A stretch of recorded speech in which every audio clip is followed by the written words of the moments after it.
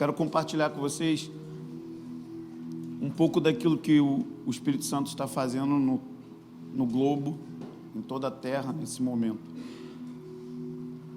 Quando na vida cristã, quando a gente ingressa na vida cristã, grande parte das pessoas, a maioria das pessoas, gastam anos e dias e meses buscando descobrir qual é o seu chamado em Deus, descobrir o que Deus chamou você para fazer. E esse sentido de busca é muito nobre, mas às vezes nós buscamos da forma errada, e por isso há uma porcentagem de quase que 80% de cristãos que morrem sem saber aquilo que Deus chamou eles para fazer. É uma porcentagem muito assustadora. Isso significa que você viveu a sua vida na terra sem propósito. Você não conseguiu viver, como diz a Misty Edwards, para o ponto da sua vida. Sabe, o que te faz acordar, o que te faz viver, o que te faz respirar. Todos nós temos um chamado em Deus. Mas eu queria descomplicar um pouco isso essa noite. Primeiro dizendo que se você quer descobrir qual é o seu chamado, a primeira coisa que você tem que fazer não é descobrir o seu chamado, é descobrir o que Deus está fazendo na sua geração. E depois que você descobre o que Deus está fazendo na sua geração, de forma inteligente você deve se envolver com isso. Então essa é a primeira coisa que todas as pessoas que eu conheço que estão querendo viver algo em Deus ignoram. Eles não percebem o que o Espírito Santo está fazendo na sua geração. Então Deus, ele se move de maneira diferente em cada geração. Por exemplo, no início do século 1901, o Espírito Santo estava enfatizando o poder do Espírito Santo no que diz respeito ao dom de orar em línguas, aonde no movimento pentecostal o dom de línguas e os dons do Espírito Santo voltaram a ser uma ênfase daquilo que o Espírito estava fazendo naquela geração. Tinha acontecido fenômenos como esse de forma isolada na história, mas naquela época estava acontecendo de uma maneira condensada, de uma maneira pontual, de uma maneira massiva. O Espírito Santo estava fazendo aquilo para aquele povo. E hoje, talvez é fácil entender, porque a gente tem uma geração totalmente influenciada pelo pentecostalismo. Mas naquela época, muitos foram acusados de serem feiticeiros. Os grandes teólogos diziam que o movimento pentecostal era o último vômito de Satanás. Eram acusados de bruxos, de muitas coisas, porque eles estavam enfatizando algo antigo que tinha se perdido e que era extremamente novidade numa geração onde que os grandes acadêmicos não acreditavam mais no sobrenatural das Escrituras. Por exemplo, a abertura do Mar Vermelho, ou não acreditavam mais no lavar da remissão do sangue de Jesus. Havia uma espécie de teologia extremamente ateísta, por incrível que pareça.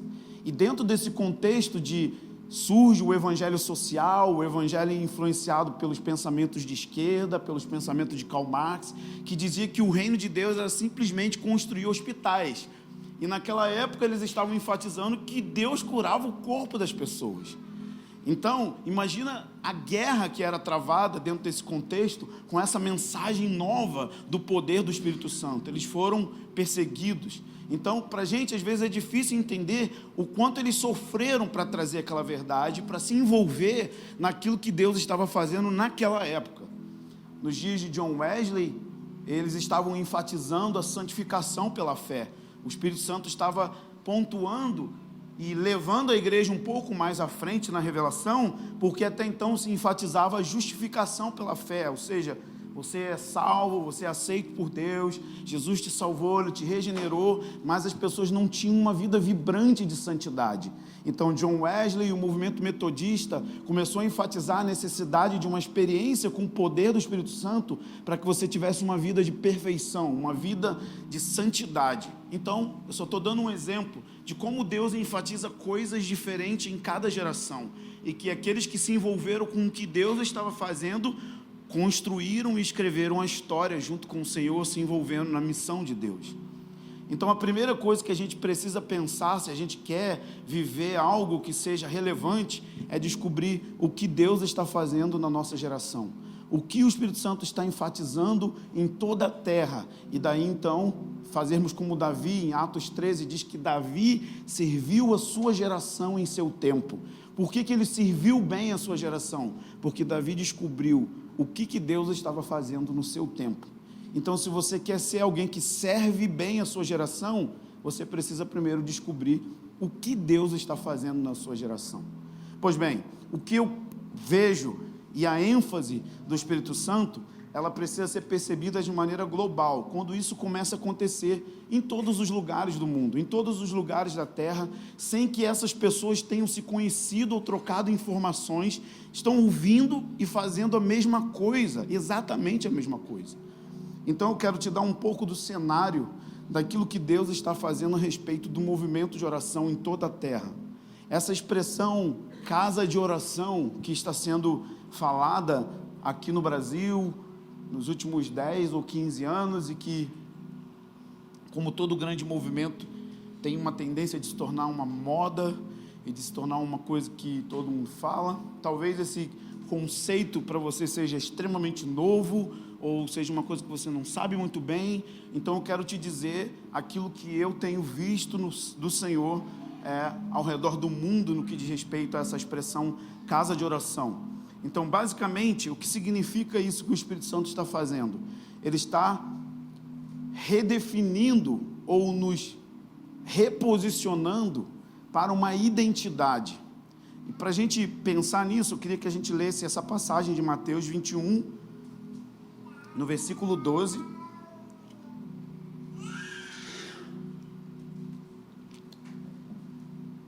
É uma passagem muito conhecida.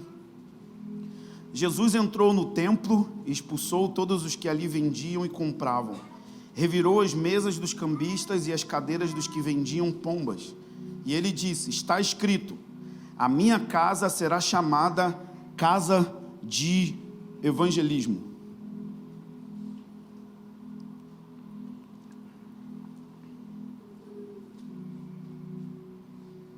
Esse é o nome que Jesus deu para a casa dele? Qual é o nome?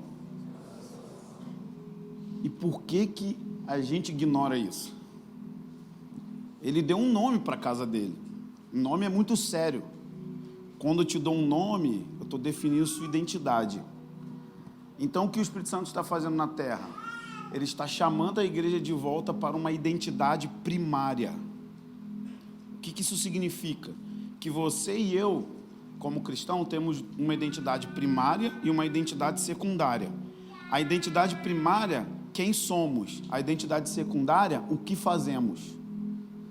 Parte da vida a gente tenta buscar o que fazer e não o que ser. Então, o ser precede o fazer. Primeiro você é, depois você faz. Então, o que o Espírito Santo está apontando no mundo inteiro é que a igreja está sendo convidada por ele a voltar a ser uma casa de oração, a ter uma identidade. Então eu quero contar um pouco da minha história para que você entenda como que a minha história profética, a minha jornada me conecta com tudo isso e por que o meu coração é extremamente apaixonado por isso. Esse é o ponto central de tudo aquilo que me faz respirar e que me faz viver e que até me faz adoecer de alguma maneira. Em 2001 eu peguei um livro na mão, na Igreja Batista da Lagoinha. Eu estava em Contagem, morando em Contagem, fazendo uma escola chamada Escola do Clamor. E eu peguei um livro que se chamava Desenvolvendo o Dom Profético, de um autor chamado Mike Bickle. E no final da página desse livro, ele conta... O livro não é sobre oração em si, mas é falando sobre como ele lidava com os profetas e como que ele, sendo um cara extremamente pastoral e um mestre, saindo de um contexto tradicional que não cria em dons, e ele teve que pastorear muitos profetas bem excêntricos que profetizavam cometa e que profetizavam nevasca em cidades que nunca tinham nevado e que eram profetas extremamente rudes, excêntricos, até grossos em um certo sentido, e alguns deles com muitos problemas na sua vida moral. Mas no final do livro tinha um site que era escrito Amigos do Noivo. E eu entrei nesse site e eu encontrei nesse site, e depois eu fui buscar em algumas revistas, que em 1999, na cidade de Kansas City, no centro da América, ali numa região rural, algumas pessoas tinham iniciado uma sala de oração dentro de um trailer, e essa sala de oração iniciou com uma jovem menina, tecladista, e um outro rapaz, Misty Edwards e Dwayne Roberts. Eles começaram uma sala de oração dentro de um trailer, e o Mike Bickle, ele tinha sido pastor de uma igreja muito grande lá, uma igreja muito rica, uma área muito rica, e o Senhor falou para ele deixar o ministério pastoral com mais 40 pastores, e eles abriram mão do seu salário, abriram mão de tudo, e todos eles migraram para plantar uma casa de oração, e isso em 1999. Mas antes de 1999, nos anos 80, quando o Senhor começou a dar muitas profecias, muitas palavras para ele, eles reuniam esses 40 pastores 3 vezes ao dia para orar. Não importa se era feriado, se era neve, se tinha aniversário de filho, não importa, era religiosamente 3 vezes ao dia, por 16 anos. Eles foram cavando quando não tinha mídia, não tinha internet, década de 80, eles estavam cavando fundo essa ideia.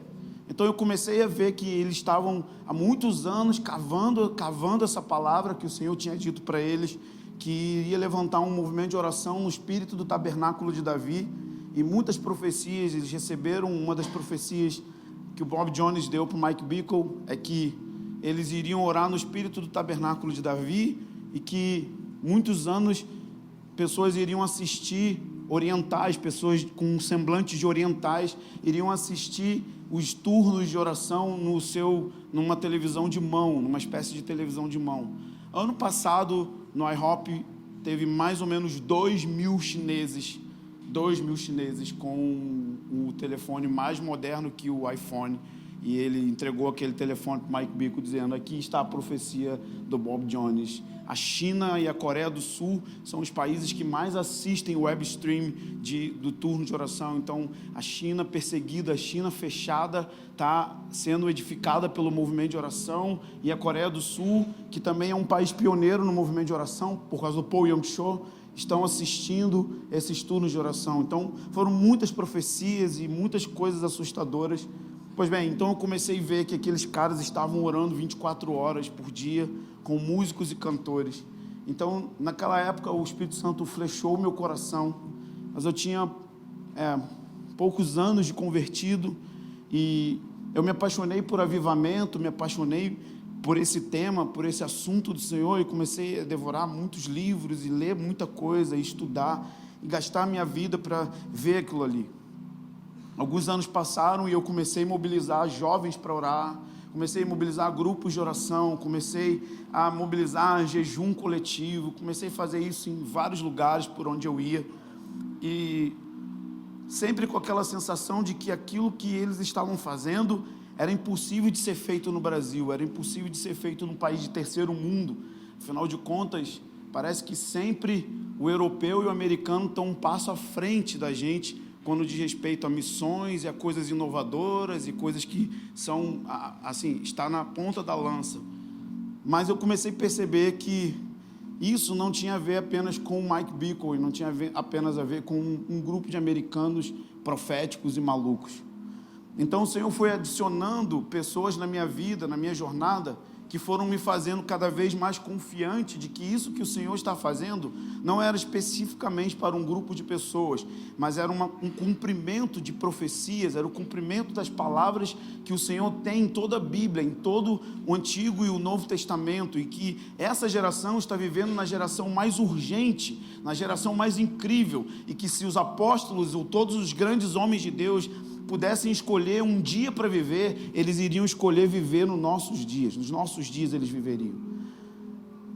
Então eu conheci algumas pessoas, milagrosamente, de Kansas City, conheci pessoas do IHOP, e eu conheci um cara chamado Marcos Meia e um amigo meu, Web Venga, e eles tinham vindo ao Brasil, e a gente teve contato pessoal com eles, e eles falaram que a maneira mais correta da gente viver isso no Brasil seria viver isso através da igreja local.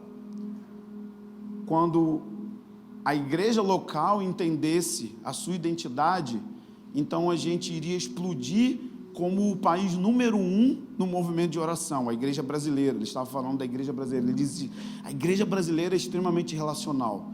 Então, se vocês unirem duas coisas, comunidade, relacionamentos de aliança, vida em família, com o movimento de oração, vocês vão ser a igreja que vai explodir isso nas nações. E essas eram coisas que eu já pensava e que eu já acreditava, mas eu achava que eu estava ficando maluco de implementar isso, de buscar viver isso como uma igreja local. Porque até então, os exemplos que nós tínhamos era quando se falava de casa de oração, ou era uma base missionária, ou era um movimento profético de pessoas fazendo turnos de oração. Mas nunca se pensou, ou pelo menos se visualizou, que isso poderia ser feito através da igreja local, de uma igreja local. E esses caras me encorajaram fortemente de que isso era possível viver. Então, começou os meus experimentos, que eu chamo de cavar buraco. O que eu estou fazendo nos últimos 15 anos da minha vida é simplesmente cavar um buraco. Então, hoje eu estou te convidando a vir ver a profundidade do buraco. Eu ainda não achei o fundamento. Tudo isso que a gente está fazendo aqui são 15 anos de trabalho duro, cavando, pregando as mesmas coisas, das mesmas formas, de muitas maneiras, para que as pessoas consigam entender isso que Jesus está dizendo. E pela graça de Deus, eu tive a oportunidade de ir em outras nações e ver e conhecer líderes que estavam ouvindo a mesma coisa, da mesma maneira, sem nunca terem contato. Alguns anos atrás eu fui na Bolívia, um país muito, muito mais pobre que o Brasil, e eu conheci uma jovem, Diana Gonzalez, que implantou uma sala de oração em La Paz, a 3.800 metros acima do nível do mar. Quase morri, só andando pela altitude. E essa menina, com 18 anos, ouviu essa mensagem e iniciou uma sala de oração em La Paz. E a ênfase, além da oração, essa sala de oração, eles levavam Bíblias para o Irã, pelo fato da Bolívia ter uma certa aliança com o governo iraniano. Então, os jovens daquela igreja e os pastores iam para o Irã como trabalhadores e levavam Bíblias na sua mochila. Alguns deles foram presos.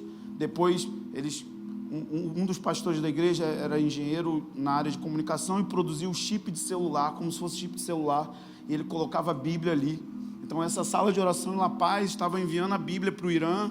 E quando eu encontrei aquele lugar também pobre, com muitas dificuldades financeiras, e eles estavam fazendo sala de oração, eles estavam fazendo isso com pessoas do mundo inteiro se mudando para lá, para morar lá, para dar vida para construir a sala de oração. Então eu voltei daquela viagem mais confiante daquilo que o Espírito Santo estava querendo fazer no Brasil, e continuei cavando o meu buraquinho, chamando jovens para se juntar, e chamando pessoas para comprar essa visão e conseguir cavar comigo até a gente achar o fundamento. Depois eu fui conhecendo pessoas de outros lugares, de outras nações, mas o fato é que o Espírito Santo está hoje fazendo algo na terra impressionante. Em 1980 existiam na terra 400 ministérios que eram focados em adoração e oração incessante. Hoje, atualmente, existem mais de 20 mil.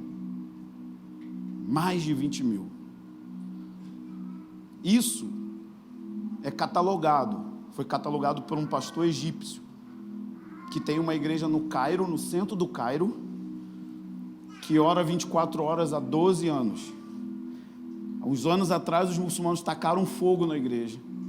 E eles fizeram uma reunião de oração no deserto com 2.000 jovens.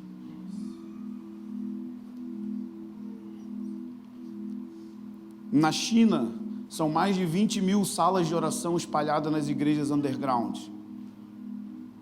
Na Indonésia, um dos países, ou o país mais muçulmano do mundo, são 40 salas de oração 24 horas. Teve uma reunião em 2012, 2013, reunião do Dia Global de Oração. 3 milhões de cristãos se reuniram para orar no país mais muçulmano da terra. Isso está acontecendo na sua geração, na minha geração. Malaquias 1:11 está se cumprindo. Do ocidente ao oriente, desde o nascer do sol ao pôr do sol, se levantará incenso ao nome do Senhor. Você está vivendo nos dias que os profetas profetizaram. Isso está acontecendo na sua e na minha geração. A igreja, ela está orando como nunca orou antes em toda a sua história. Porque o Senhor está chamando eu e você para esse lugar. Então, o que o Espírito Santo está fazendo é que ele está entrando nas igrejas e ele está virando as mesas. Ele está fazendo exatamente isso que Jesus fez quando ele repete a profecia de Isaías 56:7. Minha casa terá um nome, e o nome da minha casa é oração. E essa profecia de Isaías é a profecia a respeito da volta de Jesus. Ele está dizendo que chegaria um tempo em que no Monte Sião teria um templo. E esse templo, Jesus seria adorado ali dia e noite. Quando Jesus voltar, vai ter um templo físico na terra, no reino milenar. E ele está profetizando que os gentios e os judeus, todos eles vão viajar para Jerusalém quando Jesus voltar, para adorar a Jesus na casa de oração. Então o que ele está dizendo, o que Jesus está repetindo é que a identidade eterna da igreja, ou seja, quando Jesus volta, você não para de orar, você não para de adorar. Então, se a sua identidade eterna é isso, eu creio que o Espírito Santo está querendo que a gente treine a nossa identidade eterna antes do eterno chegar. É isso que ele está fazendo em toda a terra. E é isso que o Espírito Santo está te convidando para se envolver. E por mais que vocês ouçam, eu garanto para vocês, segunda-feira chega e rouba isso do seu coração. Os problemas, as dificuldades, tudo vai fazer para que roube essa mensagem do seu coração. Então você precisa lutar para que isso se mantenha vivo no seu coração. Mike Bickle sempre diz que ele prega uma semana para convencer as pessoas a ficarem mais uma semana. E ele diz, por que isso? Porque elas vão desistir. A gente desiste fácil disso. Então o que o Espírito Santo está fazendo é isso.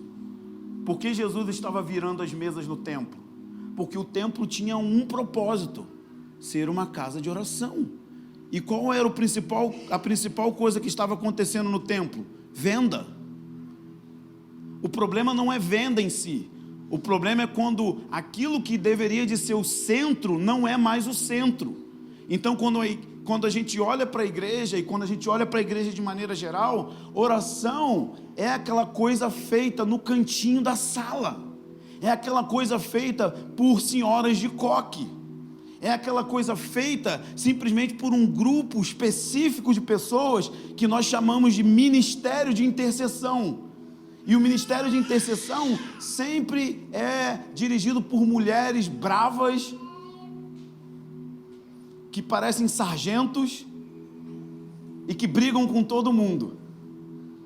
Então, Jesus está querendo acabar com o ministério de intercessão. Porque ministério de intercessão é de todo cristão e não de um grupo. Cada criança, cada jovem, cada idoso, cada pessoa que nasceu de novo é um intercessor. E é isso que ele está falando. A sua identidade, igreja, é intercessora. A sua identidade é oração. Não existe um ministério de oração como se um grupo de pessoas específico tivesse esse dom. Oração não é dom, oração é identidade. Você foi chamado para ouvir Deus e falar de volta com Ele. Cada um de nós, todos nós. Então é isso que Jesus está fazendo. Virar as mesas significa quebrar paradigmas, quebrar conceitos teológicos, quebrar ortodoxias, coisas que nós estabelecemos como verdades e não são verdades. O Espírito Santo está colocando tudo de cabeça para baixo. Imagina 40 pastores super bem remunerados largar uma igreja na Zona Sul, na área nobre dos Estados Unidos, para orar num trailer. Mike Bickle disse que o filho dele, pequenininho, contestava isso, falava, papai, por que você está fazendo isso? Ele dizia, porque Jesus é belo. E o filho dele falava, mas Jesus não era belo lá na outra igreja? E todos os dias ele voltava e a família dele questionava: por que você está fazendo desse jeito? Por que não tem que fazer do outro jeito? Ele dizia: porque lá não tem como eu trazer toda aquela igreja para centralizar nisso. Ele já tem uma visão, ele já tem uma perspectiva, é muito mais difícil, vai ter que destruir muita coisa. Então eu preferi abrir mão para começar algo do zero, para formar uma nova cultura, um novo jeito de pensar, e ninguém conseguia compreender. Então o Espírito Santo está fazendo isso com muitas pessoas em toda a terra, na África, na China, na Índia, em todas as nações. Ele está enfatizando essa identidade do Senhor.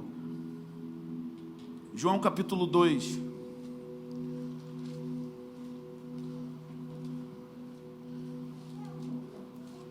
Jesus, ele purifica o templo algumas vezes, e essa para mim é uma das mais profundas.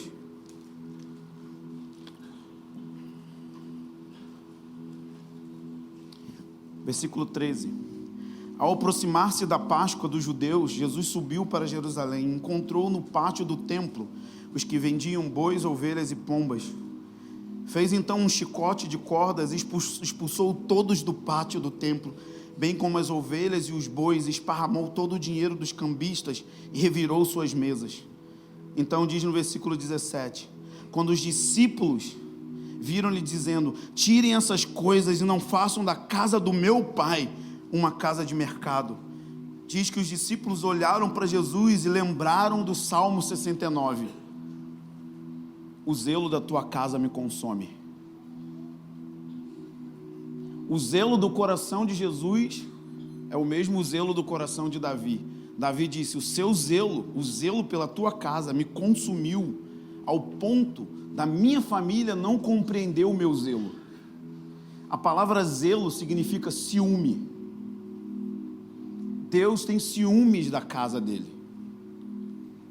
E quando ele olha para a igreja e vê que a sua igreja não está operando como um lugar de encontro com ele, quando ele olha para a igreja e vê que a sua igreja não é um lugar que enfatiza encontrar ele, oração significa encontrar Deus. E ele olha que a sua família de afetos, que uma comunidade que leva o seu nome, não está enfatizando aquilo que ele chamou a gente para ser primariamente. Ou seja, a igreja precisa ser um lugar onde nós encontramos Deus, e não apenas encontramos a nuca do nosso irmão. Precisa ser um lugar onde nós comungamos, nós comemos na sua mesa. E isso não pode ser feito apenas em cultos de domingo pela manhã ou à noite. Isso tem a ver com uma coisa incessante. Isso tem a ver com um estilo de vida de uma igreja orante, de uma cultura de oração. É muito comum quando você está no IHOP em Kansas City, os garçons dos restaurantes, quando você entra, eles perguntam: vocês são brasileiros? Estão fazendo o quê? Estamos na casa de oração. E eles começam a falar: nossa, as crianças de lá são incríveis. Elas vêm aqui comer e elas começam a profetizar para a gente com desenhos. E lá em Kansas City tem uma sala de oração de 12 horas, toda ela liderada por crianças. Os pais levam os seus filhos para tocar e cantar na sala de oração e eles ficam lá orando. Então tem uma cultura que permeia o ambiente, que permeia o lugar. As pessoas estão saturadas com esse ambiente. Então não é uma coisa de domingo. Famílias inteiras estão reunidas ao redor desse pacto, disso que Deus está fazendo. O zelo consome. Deus está querendo que uma geração desperte para ter ciúme da casa. Que quando olha para casa e vê que a casa não tem aquilo que deveria de ser o centro no centro, é tomado por um estilo de vida tão radical, que as pessoas não vão compreender você. Porque pensa comigo, quando Davi disse que o zelo da casa de Deus consumia ele, olha o que ele estava querendo dizer com isso. Ele estava querendo dizer que ele ia colocar na terra, em Jerusalém, física, um lugar onde ia ter adoração e oração com música. Espera aí, no templo de Moisés não tinha música. Então já começou a mudar uma coisa. A liturgia do templo de Moisés era silenciosa. Agora ele está dizendo, eu vou mudar essa parada. Com qual parâmetro? Com qual base você vai fazer isso? Qual é a base escritural, Davi, que você vai usar para colocar música no culto? Então todo mundo dizia, Davi é lunático. Está querendo fazer uma parada que não tem base bíblica. Aí vai piorar. Agora, além dele colocar música, ele vai baixar a idade sacerdotal para 22 anos. Ou seja, vai botar um monte de moleque para tocar música para Deus. Ele vai colocar violão, guitarra na mão da molecada.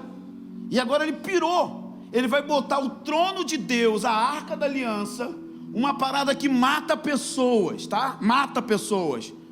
Julgou pessoas lá nos filisteus. Dagon caiu, perdeu a cabeça. As pessoas em Bet-Semes olharam para a arca, 50 mil homens morreram. E agora Davi quer botar essa parada, sabe? Sabe o que é essa parada? É Deus na terra. Davi está falando, eu vou botar você aqui na terra, Deus. E eu vou botar um monte de jovem para olhar para você. Davi, você está louco, você vai matar esses jovens. Olhar para Deus mata. Ninguém entendia ele. O zelo estava consumindo ele para fazer uma coisa que ninguém tinha feito antes. E qual era a base de Davi? O céu.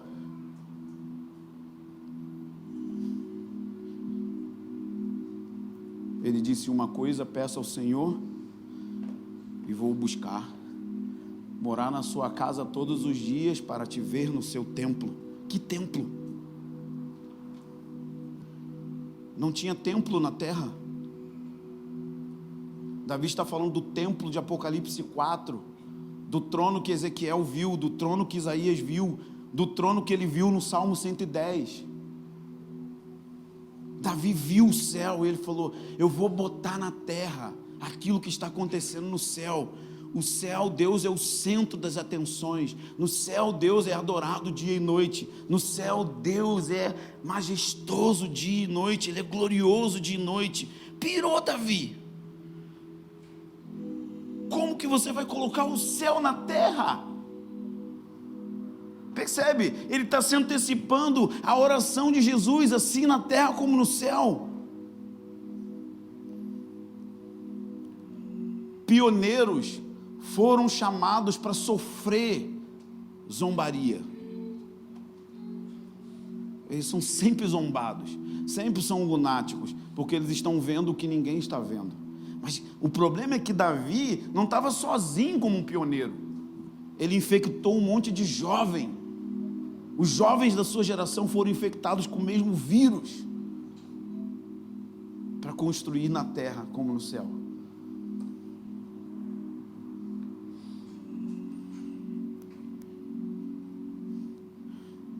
E hoje existe uma geração inteira sendo chamada pelo Senhor para ser ferida pelo mesmo zelo de construir no Rio de Janeiro. Basicamente é isso que o Senhor falou comigo. Eu tenho o Salmo 132 tatuado no meu peito, porque foram o que os profetas falaram para mim. Você tem o coração do Salmo 132. Eu não vou descansar, eu não vou deitar na minha cama até que Deus tenha um lugar no Rio de Janeiro para repousar. As pessoas falam no Facebook, que merda é essa que você está falando? Deus já mora dentro da gente. Sério? Mas aqui do lado tem 3.000 meninas se vendendo. Se Deus estivesse morando aqui, isso não estaria acontecendo. Quando eu digo Deus tem um lugar para descansar, eu estou falando dele desnudar o seu braço de autoridade, de maneira que os ímpios percebam Yahvé chamar. Deus está ali. A presença manifesta de Deus está ferindo a terra com justiça, com salvação, com cura, O não crente percebe, Deus está nesse lugar. E eu ainda não estou vendo isso no Rio de Janeiro. Porque a gente ainda não está preocupado em construir um lugar para ele descansar. Deus não pode descansar em um lugar que não se parece com o céu. Onde as prioridades não são como o céu. Enquanto uma geração inteira está correndo atrás da vida, Davi estava consumido pelo zelo de construir um lugar de descanso. Ele era um rei, um homem com muitos bens, com muita riqueza. Ele disse: eu tenho só uma coisa. As outras coisas não importam, eu tenho só uma coisa diante de mim. Deus não tem um lugar para descansar. Deus não tem um lugar digno onde Ele possa permanecer. Isso está me ferindo por dentro.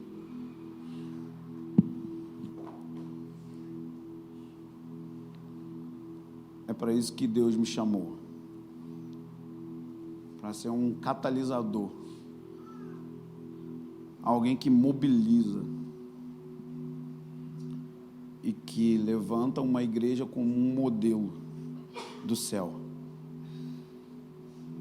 Onde Deus é o centro e o céu é a base daquilo que nós construímos. A casa de oração significa a nossa identidade. Fomos chamados para construir o céu na terra. E dessa forma, trazer uma espécie de protótipo de como vai ser quando Jesus voltar. E isso está acontecendo em toda a terra. Eu imagino o globo terrestre com vários pontos de luz. Lá nas Ilhas Salomão, lá na Oceania, tem um senhor de 90 anos, furando o chão para achar água potável. E tem uma sala de oração toda sendo cantada na língua dos nativos. Pensa aqui, é um velhinho de 90 anos que se mudou para a selva. Porque essa é a profecia de Isaías 42. Que nas regiões litorâneas cantarão ao Senhor. Que nas ilhas distantes cantarão ao Senhor.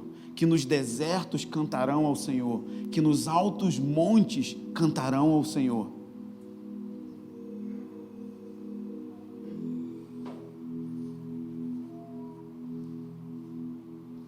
Só em Jerusalém são 3 casas de oração. Uma no Monte das Oliveiras, onde as profecias dizem que Jesus vai partir o monte ao meio.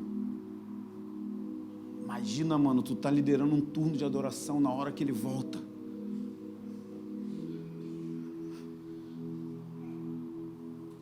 A Misty Edwards é esperta, saiu do IHOP para ir morar em Jerusalém. Ficar pertinho dos acontecimentos.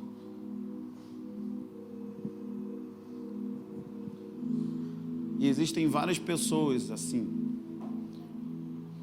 que são como se fossem peças quadradas tentando encaixar num lugar redondo. Você já tentou tudo na vida.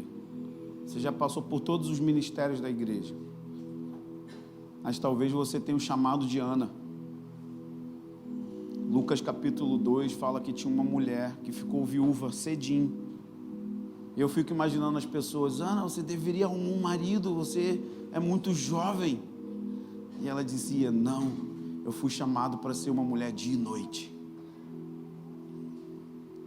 E ela vivia no templo dia e noite adorando ao Senhor.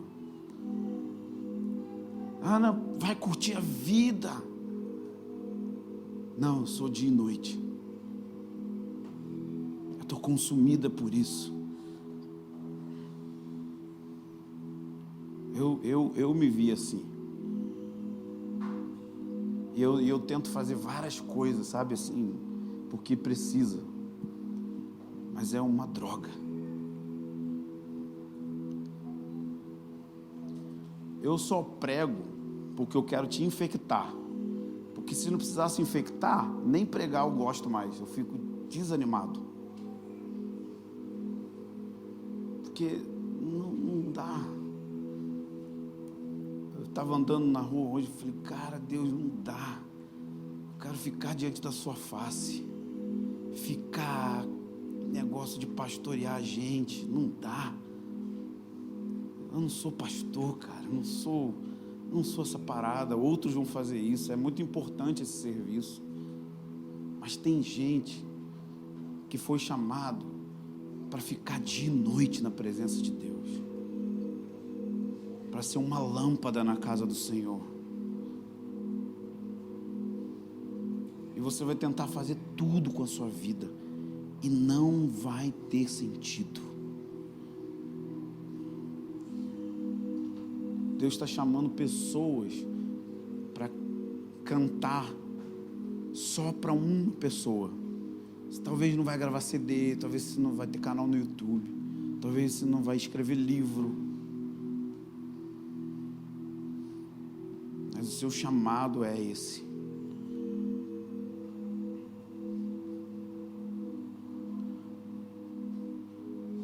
E essas pessoas Deus está chamando para quê?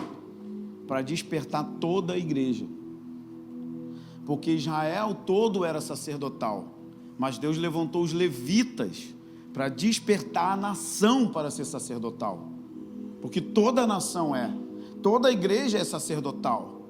Então Deus está chamando pessoas para se tornar uma espécie de protótipo que infecta outros, para que a igreja não só saiba que é sacerdotal, mas que tem um estilo de vida sacerdotal. Então o enfermeiro vai estar lá na enfermaria levantando incenso ao Senhor, e o advogado vai estar lá dizendo que venha teu reino, e o médico vai estar lá no CTI dizendo que venha o teu reino, porque eles vão ter consciência do céu, porque eles tiveram contato com pessoas que estão envolvidas com isso. Então a igreja inteira começa a andar na cidade com seus incensários levantados ao céu e trazendo o reino de Deus para a terra, porque isso se tornou uma cultura. E é por isso que eu sofro, é por isso que eu choro, e é por isso que eu vivo. E isso não é popular. Não é popular. É popular. Todo mundo quer. Mas quando começa a viver aqui, desiste. É muito fácil ter uma tela com LEDs, luz e um grande evento. E as pessoas ficam uhul. Mas segunda-feira, esses meninos estão aqui tocando numa sala vazia.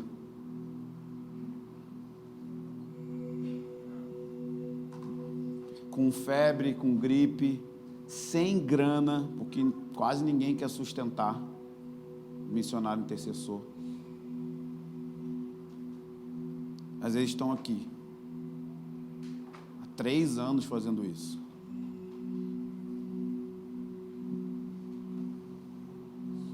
Não é romântico. Imagina, Natal, 24 horas de oração, seu turno é meia-noite.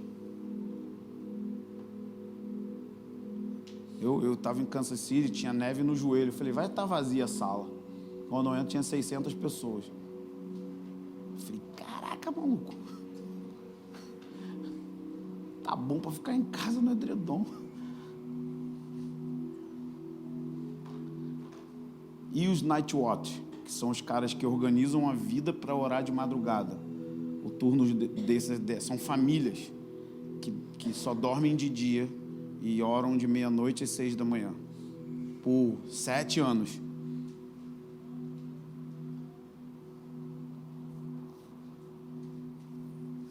Não é romântico. Aí tem dia que você vai dormir na bateria.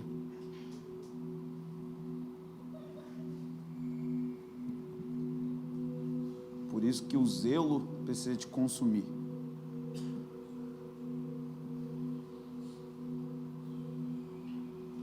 Não tem como ter adoração no espírito do tabernáculo de Davi sem pessoas com o coração de Davi. A principal coisa que movia o coração de Davi era saudade. Eu tenho saudade de uma coisa que eu nunca vi.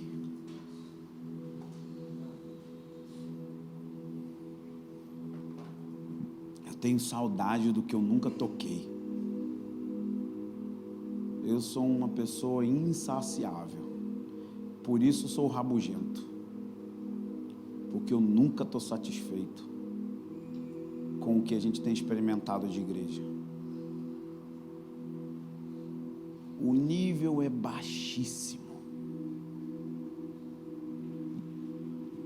O nível é medíocre. Enquanto está disponível uma medida milionária, de graça, ao nosso favor, mas alguém precisa ficar com saudade. E quando ele vier, precisa ter alguém que agarre ele e fala: eu não vou deixar você ir embora. Mas não é só uma música. Eu não vou deixar você ir embora com o meu estilo de vida. Eu vou me tornar irresistível para você. E você nem vai querer ir embora.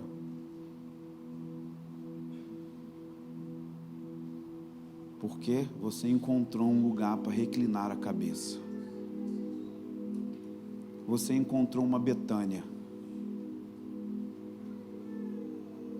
onde alguém senta aos seus pés para ouvir a sua voz.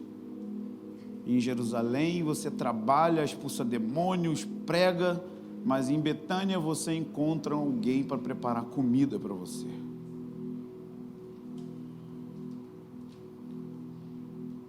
Esse é o meu coração, Deus. E se existem pessoas aqui com esse coração, mesmo que não saibam, eu peço agora mesmo que você fira, fleche, toque e consuma com zelo pela tua casa.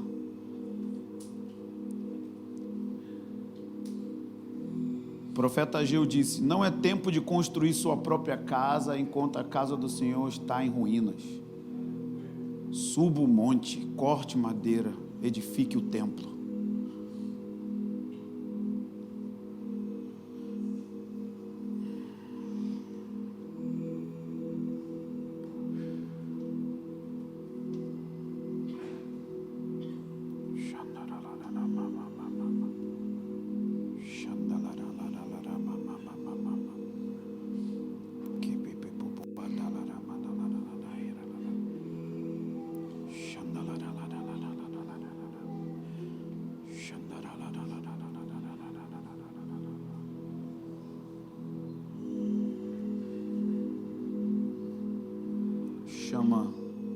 Chama, Senhor.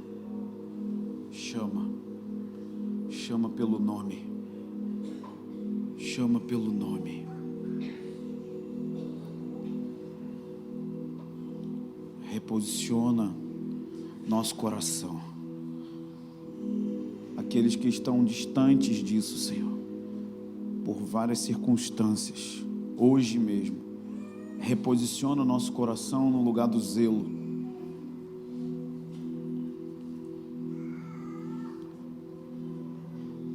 Que o zelo nos corroa, que o zelo, que os ciúmes de Deus sejam os nossos, que a minha alma seja impregnada pelos afetos de Deus.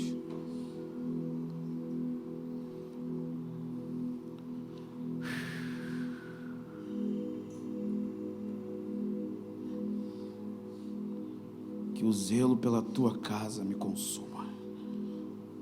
Consuma, consuma, consuma, consuma. É isso que o Espírito Santo está fazendo na sua geração. Se envolva nisso. Se envolva nisso. Se envolva nisso.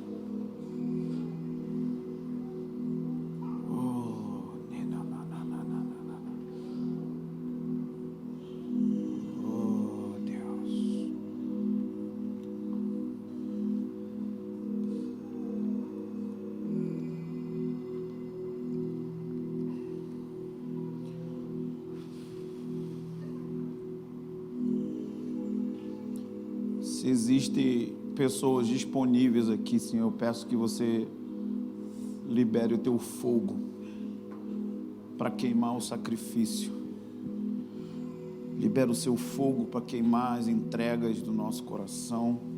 Libera o teu fogo para tocar a nossa rendição ao Senhor. Sabe, o Senhor quer que a igreja se renda a essa identidade. Você não foi chamado para ser produtivo, você foi chamado para dar atenção à voz de Deus. Se atentamente ouvirdes a minha voz, então serão uma propriedade peculiar, disse o Senhor. Deus não quer produtividade, Deus quer a nossa atenção. A atenção que a gente dá ao Senhor nos torna produtivos. Ele está querendo que você consagre a Ele os seus ouvidos.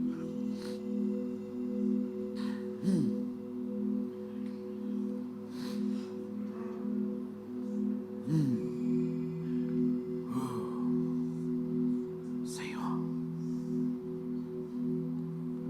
aumenta, aumenta. Aumenta o selo. Vem com o seu anel de selar e sela essa geração, e sela, Senhor. Não queremos mais apenas uma moda no Brasil, nós queremos pessoas que estarão com seriedade e sobriedade na sua entrega, na sua resolução, nos seus votos, no seu propósito. Nós queremos pessoas que vão construir uma vida contigo. Nós oramos para que o Senhor levante essa geração, que talvez seja a geração mais improvável das outras gerações, mas que é a geração que vai se aproximar do trono da Tua graça, Senhor. É a geração que vai se aproximar do trono da Tua graça. Levanta músicos e cantores que vão perseguir o Seu rosto, que vão cantar diante da Tua presença, e que a única pessoa que eles estão se importando em agradar é o Senhor, que não estão querendo correspondência da plateia, mas estão querendo a correspondência do seu coração.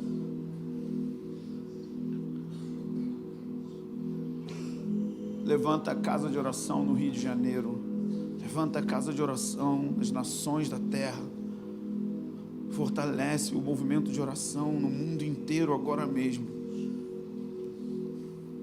Ainda está para surgir uma geração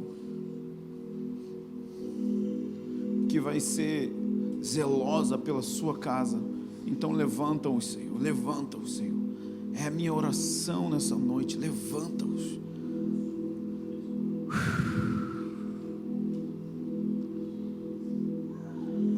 Fogo que consome, consuma-nos, consuma-nos, consuma-nos, Senhor.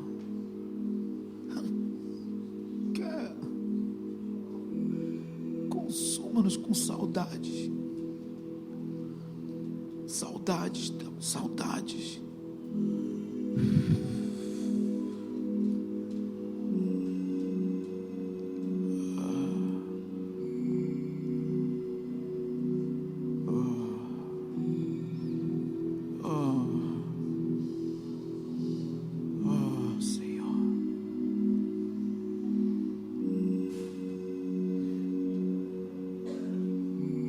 Saudades, saudades.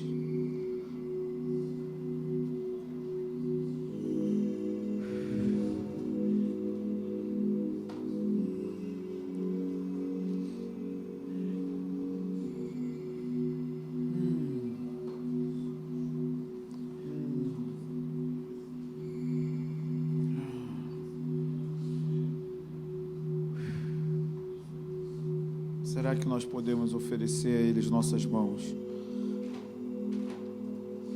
e falar: Senhor, nós estamos aqui, nós estamos aqui, nós estamos aqui, nós estamos aqui, Senhor.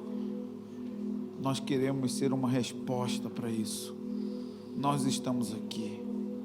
Nós temos pouca força, mas nós estamos aqui, nós estamos aqui, nós estamos aqui, Senhor. nós estamos aqui, nós queremos ficar diante de Ti, nós queremos ser a geração que vive diante da Sua face. Nós estamos aqui, nós somos a geração de Jacó, nós somos enganadores, mas nós queremos ser feridos por Ti. Tal é a geração dos que o buscam, que buscam a face do Deus de Jacó. Nós estamos aqui. Nós nos entregamos a Ti.